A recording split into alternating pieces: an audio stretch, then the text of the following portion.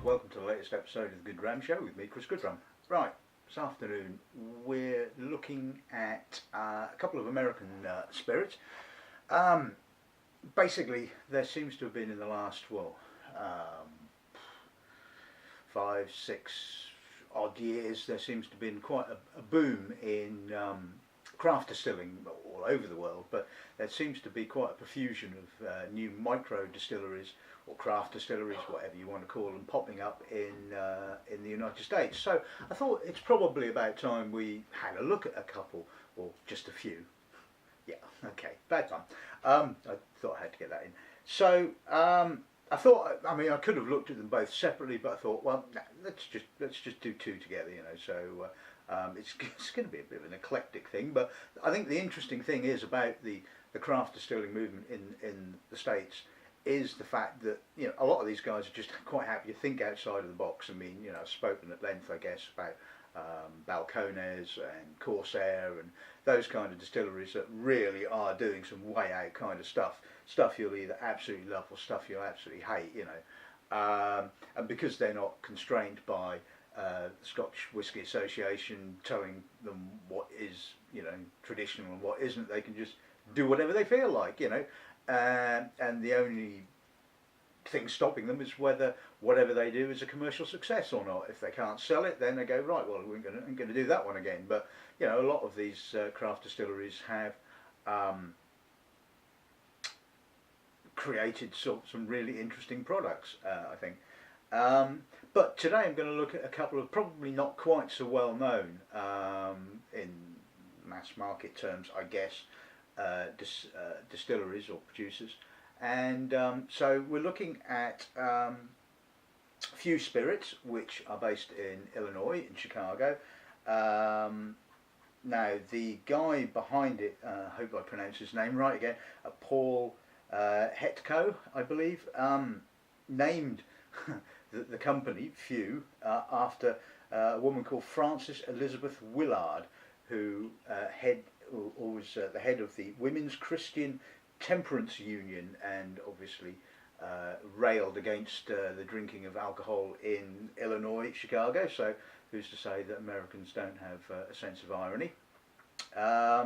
It was the first, like the other distillery that we're going to talk about, the Tuthiltown Spirits, or Tuthiltown Distillery, the first distillery in the state, or certainly in Evanston, which I think is just outside of Illinois, since Prohibition. Apparently it has 2 stills, because Few Spirits are well known for the gins that they do. I unfortunately didn't have samples of the gin, so otherwise I would have done a whole episode on them. So they've got apparently 2 stills, one of which is a custom German hybrid. Don't know quite, haven't seen a picture of it, so I'm not quite so sure what it's a hybrid of. But anyway, I'm sure somebody would tell me. Which is used for distilling the whiskey and also the low wines for the gin distillation. The second custom still is purely a gin still, apparently. And the range of spirits they did was released into the UK in 2012, and I remember tasting the gin. I think it was probably for the World Gin Awards, I think 2013, something like that. Anyway. The other one we'll be looking at is, I have to put my teeth into, it's the Tuthiltown, let's see what I mean, distillery in Hudson Bay Valley, which is in New York. Apparently the guys behind this, a chap called Brian Lee and Ralph Arenzo, bought the old Tuthiltown grist mill in 2001 and wanted to open a rock climbers ranch, whatever the hell that is, but apparently the natives were a bit restless about that, so maybe it's a euphemism for something else. I don't honestly know. So so they've got this ex-grist mill. What do you do with it? Well, of course, obvious, isn't it? You make some whiskey, you know. And I believe they had absolutely very minimal knowledge of whiskey, and spent some time getting the product right, and obviously it's been on the market for a few years now, I believe. So let's well, I think it's enough yap, isn't it? So let's introduce the lineup then, shall we?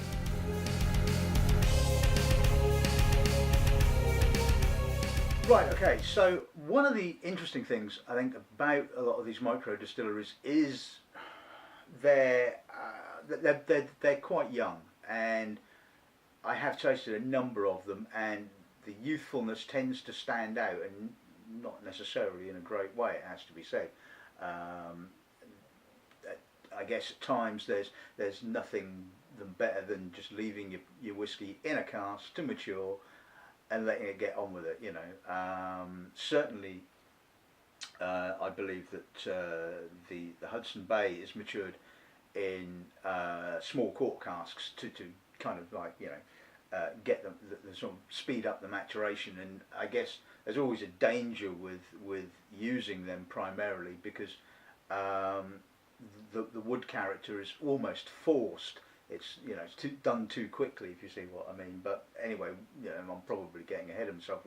We'll obviously get to those two spirits at the end. But anyway, the other interesting thing about them is they often seem to do a white dog. Now, obviously you can go down the route of doing a gin or a vodka, because obviously it needs no aging. You can distill it, you probably filter it, and you stick it in a bottle, and you're instantly getting some cash coming through. Or you can release a white dog. It's kind of, I suppose they like doing these things because it's a throwback to Prohibition, and, you know, where people were sort of, you know, smuggling dog around the country, I suppose. So interesting enough, a few spirits make a white dog, which is bottled at 40%. So we'll be looking at that. For those of you that like to know these things, this bottle comes from batch 14G19. The second one we'll be looking at is no, we won't be looking at the rye, that's the third one. Second one we'll be looking at is this one, the Bourbon, which I would imagine, although I don't know for definite, but I would imagine it's a fairly corn heavy, well, it's obviously going to have 51% corn, otherwise it wouldn't be they wouldn't label it as a Bourbon. But so that is bottled at 46.5, and again it's batch 14J2 apparently. Single barrel as well, I hasten to add, barrel 13326, which is quite interesting. But again, a number of these micro distilleries too have a tendency to do single barrel bottlings. And then we'll be looking at the rye, which this is a small batch bottling, batch 1432. So I'm guessing that the 14 stands for 2014, possibly. Then we'll be looking at two of the products from Tuthiltown Distillery or Tuthiltown Spirits. This is the first one we'll be doing is this one, not this one. We'll be doing this one. I've got these completely all the wrong way around. This is the Baby Bourbon. It's 100% distilled from a corn mash, so that should be quite interesting. And this, I think, is probably the most interesting thing that they do, which is the 4-grain bourbon. And obviously, from the title, they use 4 different grains. So it's corn, wheat, rye, and malted barley. So obviously, what they're trying to do is get the complexity from the different grains that they're using. It'll be interesting to compare the two. Again, these are small batch bottlings. The 4-grain is batch EZ and comes from 2013, as does the Baby Bourbon, which is exactly the same batch number and bottling exactly the same year. So there you have it. That's this afternoon's little lineup. So let's kick off with some dog then, shall we?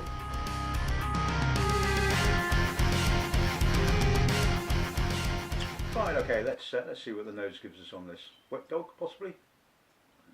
Let's see. Oily dog. It's young spirit, obviously, and it's quite heavy on the oils. There's some corn fatness. A little bit of pepper, possibly a bit of spice. Quite clean. A lot of impurities, as you would expect from freshly distilled spirit. I'm surprised that they haven't bottled it at the natural ABV, or the ABV that comes off the still, as like a lot of distilleries tend to do. I'm guessing they're sort of trying to hit a price point, hence why they're bottling it at 40%. It's got quite it's got a little herbal character, not too much, but a little bit. But the obvious focus is on the corn, and that comes through quite strongly. So, bit of earth. Oh.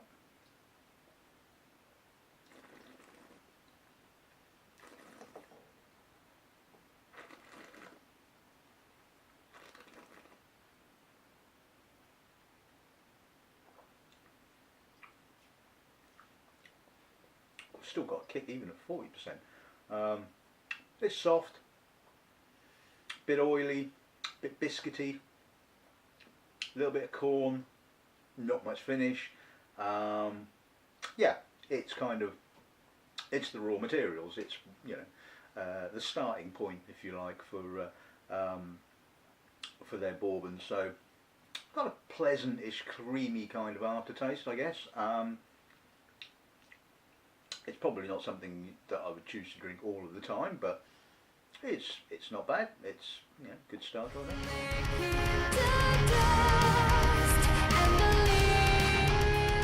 Right, okay, so let's move on to the bourbon. Let's see what the nose gives us on this. Again, quite oily, a lot of corn. It's got a sort of sour fruit note. Not vinegar, but sour. Almost like a sour mash. I mean, maybe they do use that kind of technique. There's a bit of gristiness, a bit of dusty oak in the background.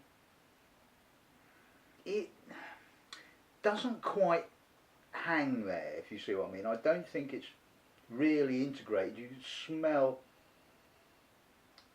quite a sort of like a spirit character, and it just seems a little disconnected. I mean, I might be being a bit harsh on this possibly. I mean, it's obviously not that old at all, and herein lies the biggest rub, I think, with a lot of these American micro distillers. There is no substitute for time at the end of the day, and although you might think it's interesting to sort of taste sort of, work in progress, for want of a better word, and although this isn't very expensive, I mean, I think these retail in 30-ish kind of pounds mark. A lot of these sort of like new start-up distilleries, their stuff is pretty expensive, and I've said it before, shelling out sort of 60-70 pounds for what's essentially an experiment is a lot of money for something that you might or might not actually enjoy. Like I say, it's quite heavy on the corn. It's got a lot of sweet, oily corn. I'm not getting a great deal of rye. I think there might be a little bit of spice, but like I said, it does seem a little bit disconnected. Palate?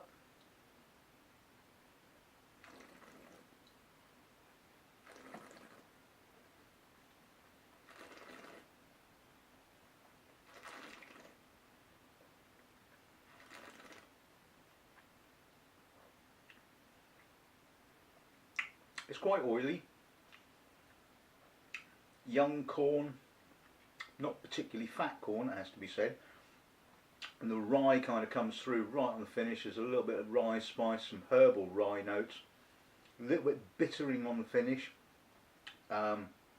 It's obviously that I think that at this point in its evolution, the cask was taking more than it was actually giving. I'm not getting a great deal of oak kind of character, and it's a bit dry, it's a bit sharp and a bit intense on the finish. I mean, I think if it had more complexity, I probably wouldn't be complaining so much. I'd be going, wow, great spirit, yeah, alright, it's a bit dry on the finish, and I think the trouble is, because it is relatively simplistic, which doesn't mean it's not pleasant, and I don't think that, and the spirit itself is very good, it's just hasn't got enough complexity to sort of outweigh the sort of the drying, slightly bitter finish.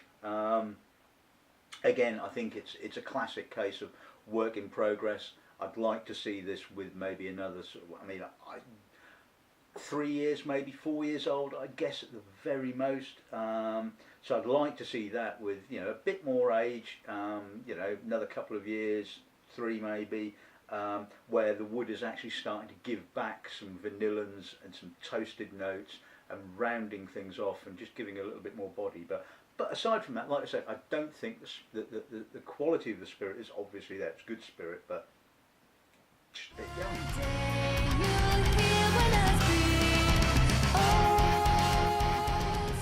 Right, and on to the rye whiskey. Now, I often tend to find that young rye whiskies do seem to work better, I guess, because it's just kind of, whoa, young rye, it's intense, it's herbal, it's kind of in your face. It just seems to be more impressive, you know, than the corn-based younger spirits. But anyway, let's see if this is true with this one. Again, it's oily, it's young. There is some rye, obviously. I'm trying to get it out. It's a bit oily, very oily. It's a bit herbal, it's a little bit spice. Again, I'm getting no real oak. It's got nothing really to back it up, although the purity of the rye is really nice. There's a little bit of spice, but it's just so oily and off the still you know, it's not sort of totally off the still pungency, but it's certainly got some of that there. Well,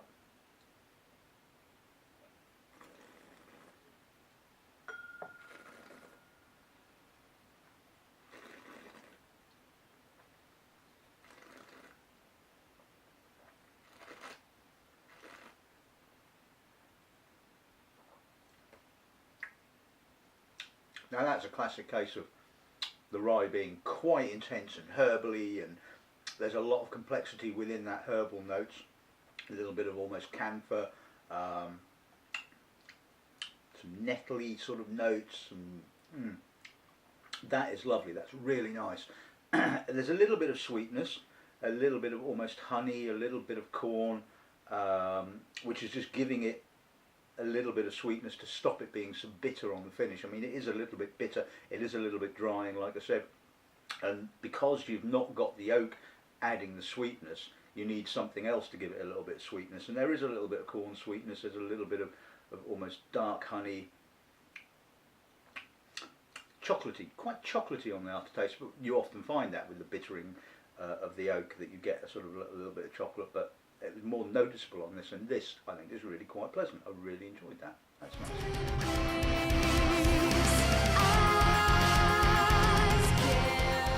Right, okay, and on to the first of the two Hudson bottlings, the Baby Bourbon, like I said, bottled at 46%. So let's see what the nose gives us on this then. Not quite as oily as the Fused Spirits, but it is young. There's a sort of almondy, marzipan-y kind of note, which is quite surprising. Well, no, it's not quite surprising. I mean, it's aged in small oak barrels, so it's got a bit of bitter caramel. Again, the corn isn't particularly fat. It's kind of almost hemmed in to a certain extent by this sort of nutty vanilla.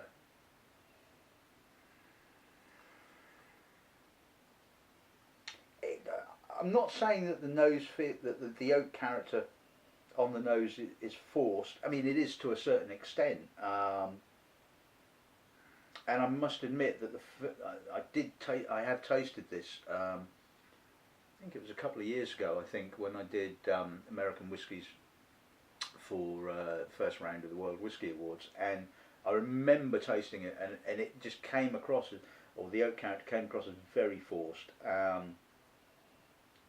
and I think this is a little bit better. I mean, possibly that they're giving it a little bit more time now in the cask. It's got a bit of smoke coming through now.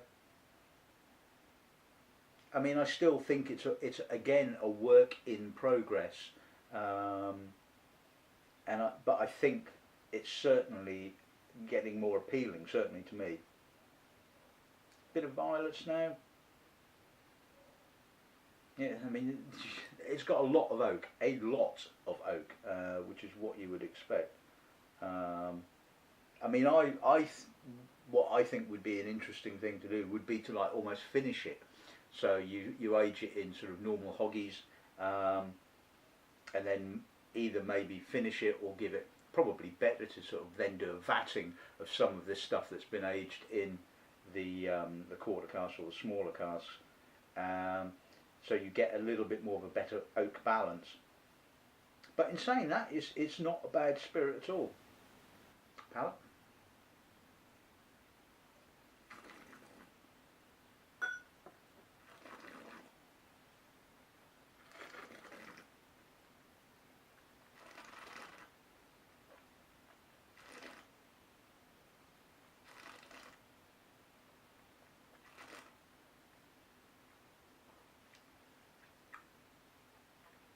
Oh my god, I'm feeling my cheeks are being sucked in.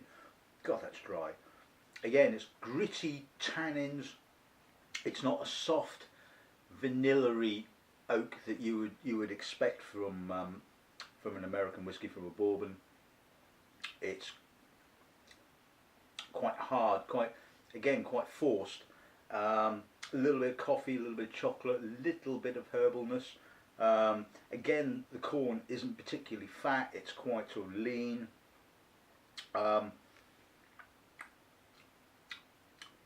It's okay. Like I said, I think it's getting better. I think that there are certain things that the distillery maybe should think about doing. I mean, you know, this is just my humble opinion. I'm not a distiller at the end of the day, but to me, I personally would like to see a little bit more creamy oak, a little bit less bitterness.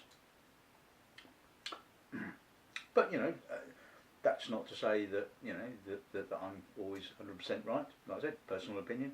And again, yeah, good spirit. Just think it could do with a bit of tweaking. That's all.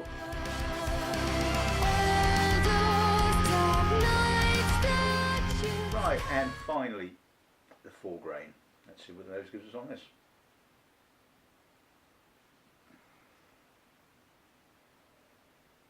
Again, the nose is quite oily. There's probably the most dominant factor is the corn. Again, it's not particularly fat, it's quite lean corn. There's a little bit of spicy rye, some wheat flake notes.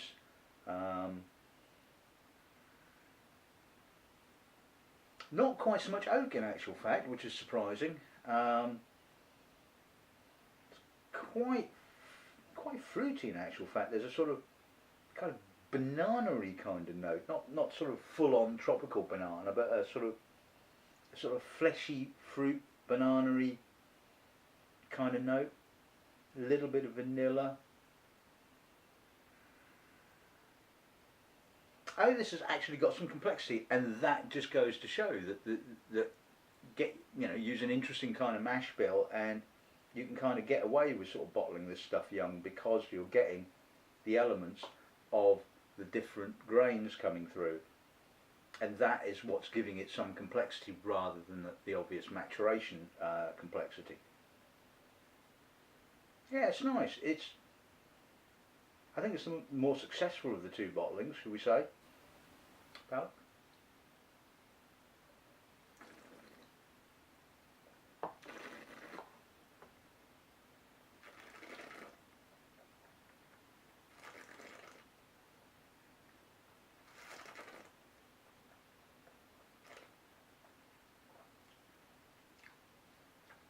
It's really dry on the finish, but it's quite juicy as well to a certain extent. I mean, it's more like dried fruit, a little bit of spice. Again, not a huge amount of oak. Again, it's the more grittier, kind of tighter tannins rather than the sort of like the soft vanillins, and it does make it all feel a little bit austere. And because the corn is not giving it some fatness, it's quite lean corn, and then you've got the rye, the chocolate, slight wheat flake note, sort of branny kind of oat germ, whatever stuff. Technical point. Yeah, chocolatey aftertaste, really nice aftertaste. Once you've kind of got beyond, excuse me, the dryness to a certain extent, the aftertaste is really quite pleasant. And I think, like I was saying, I think this kind of works because you have the complexity of the raw materials rather than the maturation time. So yeah, I think that's quite enjoyable. But again, I'd like to see that with some age.